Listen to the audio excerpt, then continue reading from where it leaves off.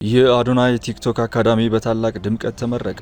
በኢትዮጵያ በፍጥነት እያደገ ባለው የዲጂታል ፈጠራ ኢኮኖሚ ውስጥ ለሚሳተፉ ወጣት የዲጂታል ፈጣሪዎች የትምህርት የምክርና የስራ ዕድል ትስስር ለመፍጠር መሰረቱን ያደረገው አዲሱ የአዶናይ ቲክቶክ አካዳሚ ፍላሚንጎ በሚገኘው አዲሱ የህፃናት ወጣቶች ቲያትር አዳራሽ በታላቅ ድምቀት ተመርቋል።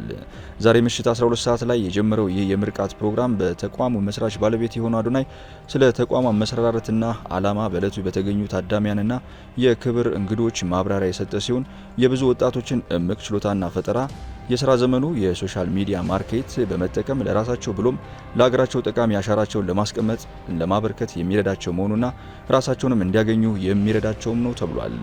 የዚህ ተቋም ትልቁ ግብ መስራት የፈለጉና አቅሙ ያላቸው መንገዱን ላጡ ባለተሰጥኦዎች ምቹ ሁኔታን ለማመቻቸትና ለመስራት ብሎም ለማብቃት የተቋቋመ ነው።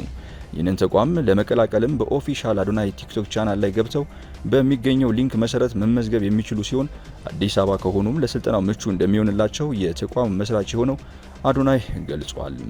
በዕለቱም በቦታ የተገኙ የክብር እንግዶችና ታዳሚያን ጋር የጋራ መድረክ ውይይትና የማነቃቂያ ንግግሮች አዘጋጁ አዶናይ ጋር በመሆን የተደረገ ሲሆን በተቋሙም እንደ ኢትዮጵያ የኮንተንት ክሬተሮች የጋራ ትስስር ያለው የተጠና ስራዎችን ለመፍጠርና ለመስራት ያለመ ነውም ተብሏል። ጊዜ ሬዲዮ፣ ሁሉም በጊዜው።